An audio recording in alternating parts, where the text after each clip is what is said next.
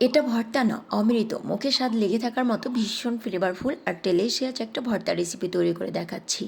একবার যে এই ভর্তাটা খাবেন, আই হোপ ভর্তার প্রেমে পড়ে যাবেন। রোজা কয়েকটা হয়ে যাওয়ার পরে সেহরিতে আর ভাত ভালো লাগে না, তো চটপট করে চাইলে মুখরোচক এই ভর্তাটা সেহরিতে তৈরি করতে পারেন। ভর্তায় অ্যাড করার জন্য কয়েকটা শুকনো মরিচ ভেজে নিয়েছি। এরপর একই তেলে এভাবে ছোট ছোট করে মিষ্টি কুমড়া কেটে নিয়েছিলাম, সেগুলোকে দিয়ে দিলাম। আর স্বাদ মতো লবণ আর সামান্য হলুদ গুঁড়ো দিয়েছি। একটু নেড়েচেড়ে লবণ আর হলুদটাকে মিষ্টি কুমড়ার সাথে প্রপারলি মিশিয়ে নিচ্ছি। 10 থেকে 12 কোয়ার মতো রসুন দিয়েছি আর কয়েকটা কাঁচামরিচ দিয়ে দিচ্ছি। আপনার ঝালের টেস্ট অনুযায়ী চাইলে কাঁচামরিচের পরিমাণটা আরও একটু বাড়িয়ে দিতে পারেন। তো যেহেতু আগে থেকে ভর্তার জন্য শুকনো মরিচ ভেজে নিয়েছিলাম, সেগুলোকে অ্যাড করব, তাই কাঁচামরিচের পরিমাণটা কম দিয়েছি।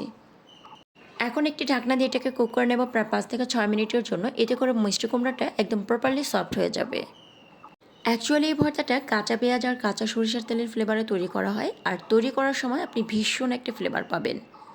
আমি আশা করছি এই সহজ কিন্তু মজাদার ভর্তাটা বাসায় একবার ট্রাই করে দেখবেন। আর বাসায় যদি ভর্তাটা তৈরি করে থাকেন তাহলে অবশ্যই কমেন্টে জানাতে ভুলবেন না আপনাদের কাছে টেস্টটা কেমন লেগেছে। মিষ্টি কুমড়াটা প্রপারলি সিদ্ধ হয়ে গিয়েছে। এখন চলে এসেছে ভর্তা করার প্রসেসিংয়ে। আগে থেকে যে শুকনো মরিচটা ফ্রাই করে রেখেছিলাম সেটাকে সামান্য একটু লবণ দিয়ে চটকে নিচ্ছি। যেহেতু মিষ্টি কুমড়াটা সিদ্ধ করার সময় লবণ ব্যবহার করেছিলাম, তাই এখানে লবণের পরিমাণটা একটু বুঝিয়ে দিতে হবে। একটা পেঁয়াজ কুচি নিয়েছি, মূলত ভর্তার ফ্লেভারটাকে স্ট্রং করবেই এই কাঁচা পেঁয়াজের কুচি আর কাঁচা সরিষার তেল। পেঁয়াজটা কিন্তু একদম সফট না হওয়া পর্যন্ত এভাবে র্যাপ করে নিতে হবে। তো এখন 1 মুঠের মতন ধনেপাতা কুচি দিয়ে দিচ্ছি। ধনেপাতাটাকে ওই পেঁয়াজের সাথে এভাবে র্যাপ করে নিচ্ছি।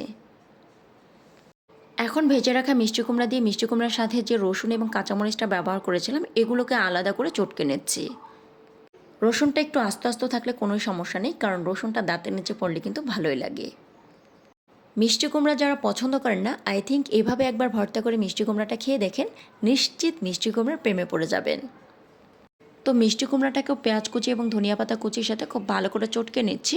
এরপর অ্যাড করে দেব কাঁচা সরিষার তেল। কাঁচা সরিষার তেলটা অবশ্যই দেওয়ার চেষ্টা করবেন। আপনারা দেখছিলেন দিলশাহারাজ ওয়ার্ল্ড। এইরকম সুন্দর, সহজ এবং সুস্বাদু রেসিপি পেতে অবশ্যই দিলশাহারাজ ওয়ার্ল্ডের সাথেই থাকবেন। ভিডিওটি ভালো লাগলে একটি লাইক করবেন এবং চ্যানেলটিতে সাবস্ক্রাইব করে পাশে থাকার আমন্ত্রণ করছি।